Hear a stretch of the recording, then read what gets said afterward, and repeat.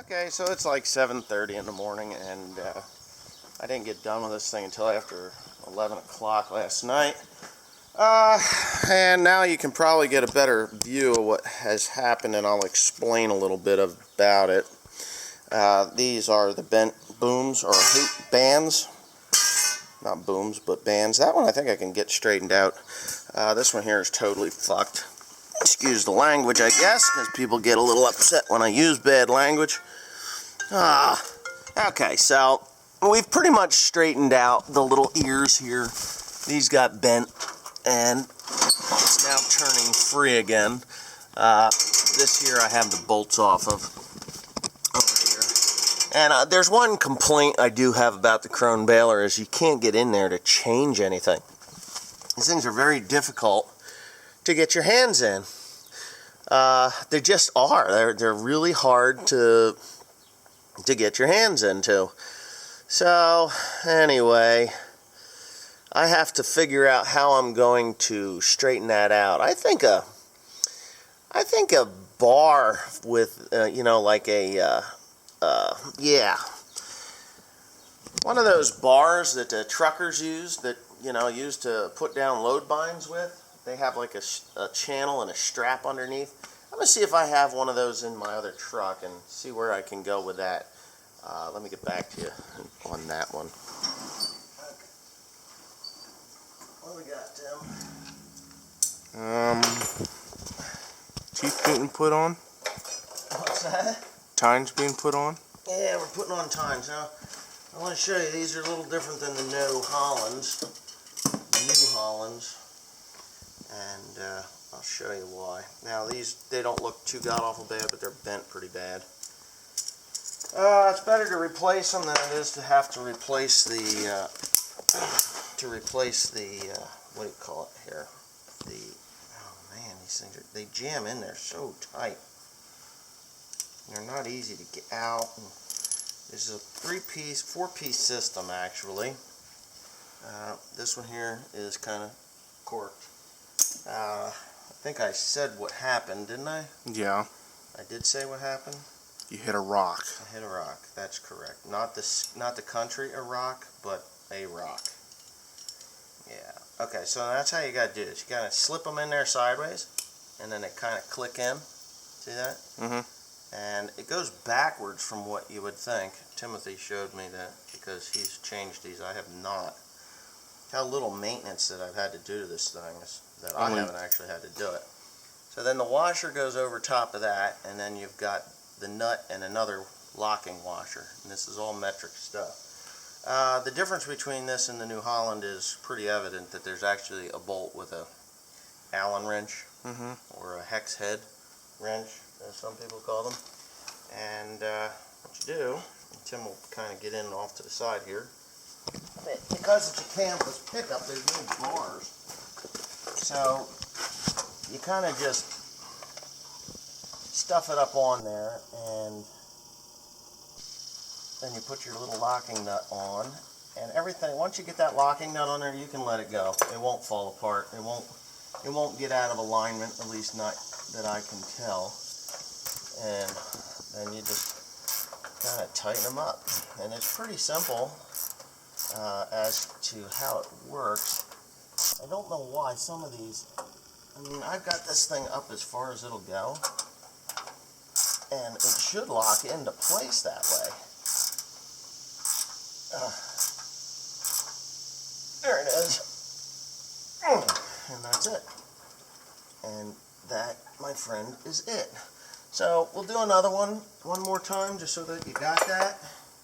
Hopefully, because I got a lot of them. Here's one that's completely broken. What happens is they do get a little bent, and because of their design, because they're like a stepped design, which I'm not a fan of that design, but the reason they do that is because they get a little extra curl in here, like one extra curl, so they bend them in, and you get more spring, and they don't break as fast as what the New Holland ones do, or the Heston ones do, or whoever else that doesn't have this particular design do, because I actually think that this is pretty smart design. I do have extra parts here that I've purchased. Of course, everybody purchases extra parts when they buy a piece of equipment. Just because we want to keep rolling when we're rolling. Now, I've been quite fortunate this year with as to how sturdy the baler has been working. But you just kind of put them in the top and they kind of clip in just like that. Pretty simple. And I'll forget the next time I do that. And then of course you take this thing here and pull that all the way to the top of its loop like so. And then it's pretty self-explanatory from that point forward. Jim will zoom in here, or not zoom in, but get in close enough. You can see this. I'm zooming in. Well, you don't need it. Oh, I dropped the stupid nut. I actually bought spare nuts and bolts and stuff, and I think I've only used this spare little retaining clip there. I haven't used a nut or a bolt or anything else, but I bought 10 just for that fact that I may need it. Now, why is that one going to be like so? Yeah, there it is. And that's it. It's very hard. You can't, like a New Holland or a Heston, you can get an air wrench or an electric impact gun on. This one here you gotta use. You can't. You have to use mechanical wrenches. Where I like these gear wrenches, they work really, really well.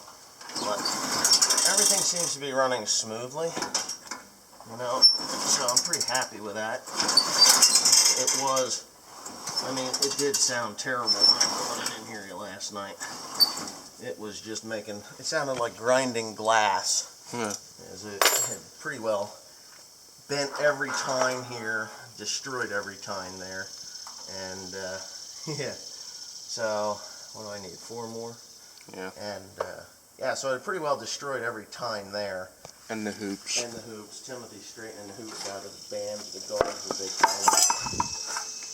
And I will be, what was that? Yeah, I've already showed them. But, so that's the nuts and the bolts, as Neil Messick calls it. The nuts and the bolts of the system. I do have a bent band there. But I actually think these bands get bent forward. They get squashed as they run into things, and when it squashes them, then they get out of this indent or whatever, because they do ride in the center of, between these. I don't know. They're just, it's interesting. Now, if I don't have enough bands, you can skip every other one and get through the day with it. You can. Yeah, you can, but it won't be as protected if you hit a rock. It'll bend, instead of hitting 2 or 3 bands, it'll hit just the one that's, in the middle between. So, if you're in a field that's pretty clean, you can get away with it. If you're not, then you've got problems. So, as this goes, okay, so, what do you see? Anything weird? No. I think the front ones you may have to, yeah, I gotta do that by hand. I got an idea to get those. Just give me a second. Hold this. You can film it. It's running.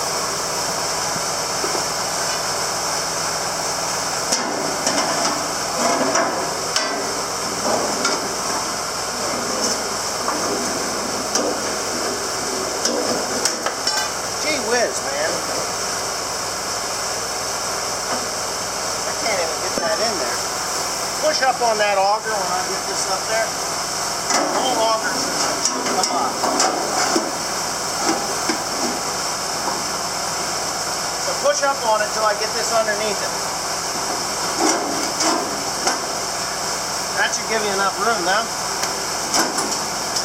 Yeah. So hold on. Let me get this up in there. Wedged in. And I'm going to hold it.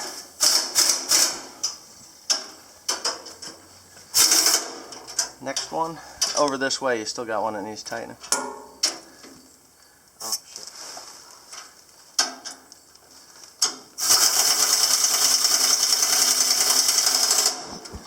It's actually looking deep.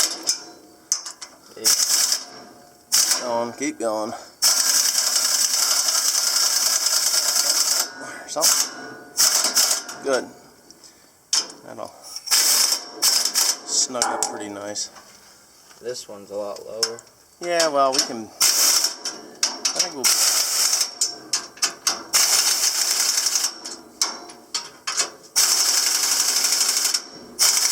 Don't strip it. It's already on. It's in. There's one that's lower, huh? Well, can't be perfect all the time.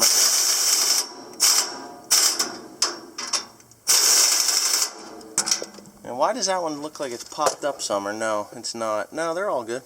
This one's a little low. Yeah. These two are level.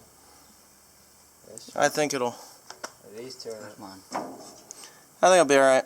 Yeah. We'll start it up and see what happens. Watch your arms. I want to pull this thing out of here.